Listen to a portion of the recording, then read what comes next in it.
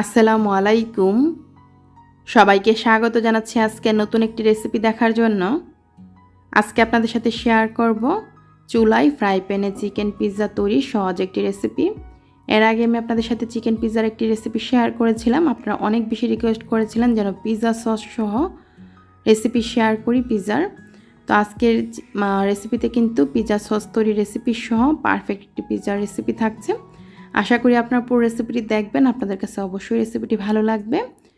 Pizza তৈরি করার জন্য প্রথমে ডো তৈরি করে নিচ্ছি। তার জন্য আমি এখানে একটা মিক্সিং বলে 2.5 কাপ ময়দা নিয়ে নিচ্ছি এখানে পরিমাণ মতো লবণ, 2 টেবিল চামচ চিনি, 2 চা চামচ ইস্ট কোথায় পাওয়া যায় অনেকেই প্রশ্ন করেন। আপনারা যে কোনো বড় মুদির দোকানে কিংবা বড় সুপার শপে পেয়ে যাবেন ইস্ট। এখন এই সবগুলো শুকনো উপকরণকে আমি একসাথে মিশিয়ে নিয়েছি আর দিয়ে দিচ্ছি এখানে প্রথমে 1 কাপ কুসুম গরম লিকুইড দুধ। অবশ্যই দুধটা যেন কুসুম গরম হয়, এদিকটা খেয়াল রাখতে হবে, ঠান্ডা কিংবা একদম বেশি গরম হওয়া যাবে না। তারপর আরও 1 কাপ দিয়ে দিলাম, চায়ের কাপে 2 কাপ কুসুম গরম দুধ দিলাম এখানে। এখন আমি ডোটাকে তৈরি করে নিচ্ছি আর দুধ দরকার হবে না। তো এখন আমি কিন্তু ভালো করে কিছুক্ষণ মথে নিয়েছি আর এখানে দিয়ে দিব 1 চা চামচ তেলটা দিয়ে আবারও কিছুক্ষণ মথে নিচ্ছি। তারপর আবার সামান্য তেল এভাবে একটু মাখিয়ে নিয়েছি এই ডোটাতে। এখন ঢাকনা দিয়ে ঢেকে রেখে দিচ্ছি 1.5 ঘন্টার জন্য।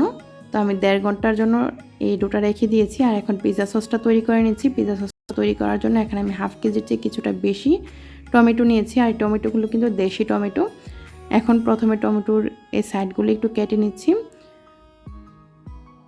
তারপর আমি চুলায় কিন্তু আগে থেকেই একটা হাঁড়িতে পানিটা ফুটিয়ে নিয়েছি। পানিটা যখন ফুটে গিয়েছে এখানে আমি টমেটোগুলো দিয়ে দিলাম আর 2 মিনিট জাল করে নিয়েছি একদম চুলার আঁচটা ফুল আঁচে রেখে। তারপর চুলাটা বন্ধ করে দিয়ে আমি টমেটোগুলো নামিয়ে নিয়েছি আর টমেটোগুলো যখন মোটামুটি ঠান্ডা হয়ে গিয়েছে তখন খোসাগুলো ছাড়িয়ে নিয়েছি আর পুরোপুরি ঠান্ডা হয়ে যাওয়ার পর ব্লেন্ডারে ব্লেন্ড করে নিয়েছি।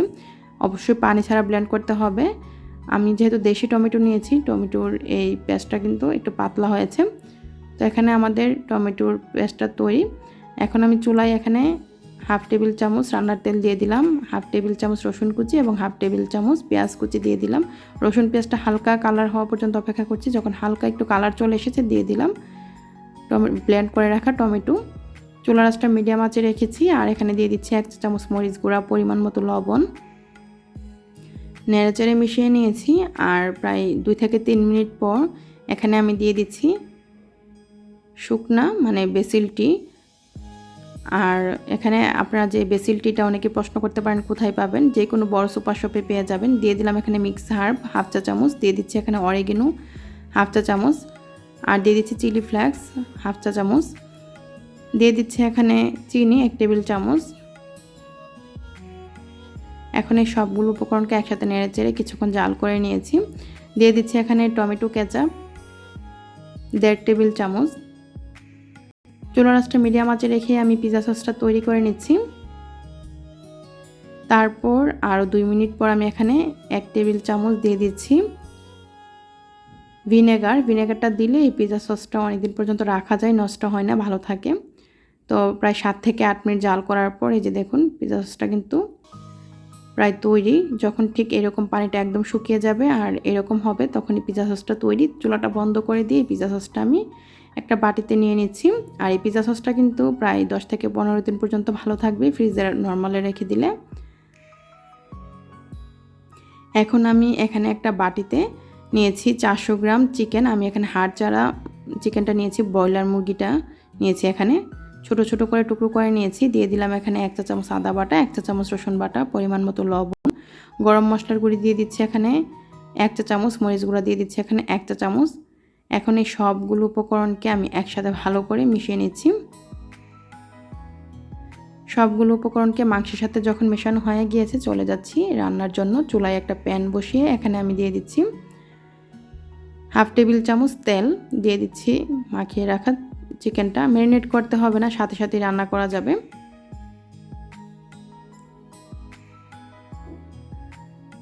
তো আমি চুলার আঁচটা মিডিয়াম আঁচে রেখে উল্টিয়ে পাল্টিয়ে কিছুক্ষণ রান্না করে নিচ্ছি। এখানে কোনো ধরনের পানি ব্যবহার করতে হবে না, যেহেতু ব্রয়লার চিকেন এটা এমনিতে তাড়াতাড়ি সিদ্ধ হয়ে যাবে। তো প্রায় 8 থেকে 9 মিনিট পরে যে দেখুন চিকেনটা কিন্তু সুন্দরভাবে সিদ্ধ হয়ে গিয়েছে আর চিকেনের গায়ে একটা পুরা দাগ এসেছে, তাতে করে স্মোকি একটা ফ্লেভার আসবে পিৎজাতে। তো আমাদের এখানে চিকেন রান্নাটা হয়ে গিয়েছে। এখন আমি চুলাটা বন্ধ করে দিয়ে এই চিকেনটাকে নামিয়ে নিয়েছি। আর এখানে 1.5 ঘন্টা পর আমাদের পিৎজা ডোটা কিন্তু একদম ফুলের ডাবল হয়ে গিয়েছে।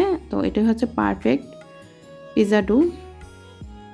তো এখন আমি আবারও কিছুক্ষণ মথে নিচ্ছি। যেহেতু উপরে তেল মাখানো হয়েছে, হাতে লাগার কোনো ভয় নেই। তো এখানে আমাদের পিৎজা ডোটা তৈরি। তো এখন আমি এই পিৎজা ডোটা দিয়ে কিন্তু 2টা পিৎজা হবে। আমি এখানে অর্ধেক নিয়ে নিয়েছি। তারপর সামান্য তেল দিয়ে একটা মোটা রুটি বেলে নিচ্ছি।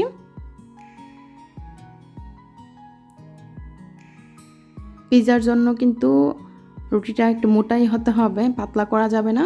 আর আমি একটু বেশি মোটা করে নিচ্ছি, তাতে করে আমার কাছে ভালো লাগে, নিচটা একদম ব্রেডের মতো মানে লাগে খেতে।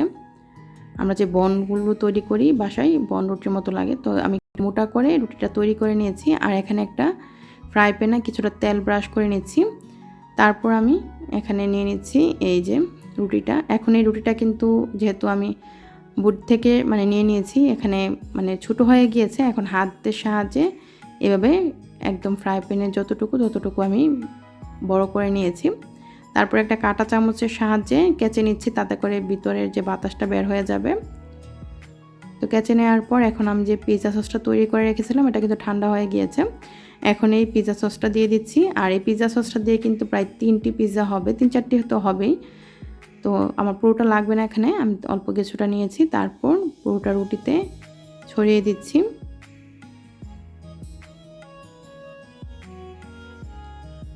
এখন আমি দিয়ে দিচ্ছি উপরে কিছুটা মজারেলা চিজ। মজারেলা চিজটা দিয়ে তারপর আমি দিয়ে দিব এখানে রান্না করে রাখা চিকেনগুলো। আমি আজকের এই পিৎজায় অনেকগুলো চিজ ব্যবহার করব, প্রায় 200 গ্রাম চিজ আমি এখানে গ্রেট করে নিয়েছি। তো আমি চিকেনের টুকরোগুলো দিয়ে দিলাম। তো হাত দিয়ে একটু চেপে দিচ্ছি যাতে করে রুটিটাতে ভালো করে চেপে যায়। তারপর আমি এখানে কিছু ক্যাপসিকাম দিয়ে দিচ্ছি, এরকম চিকন করে লম্বা করে আমি টুকরোগুলো করে নিয়েছি। ক্যাপসিকামগুলো দিয়ে দিচ্ছি এখানে টমেটোগুলো আমি একটু লম্বা লম্বা করে কেটে নিয়েছি। তারপর আমি এখানে দিয়ে দিচ্ছি ব্ল্যাক অলিভ। এখানে অল্প কিছু ব্ল্যাক অলিভ প্রথমে দিয়ে দিলাম, এগুলো অপশনাল, আপনারা চাইলে দিতে পারেন, না দিলেও কোনো সমস্যা নেই। তারপর দিয়ে দিচ্ছি মজারেলা চিজ আবারও কিছুটা।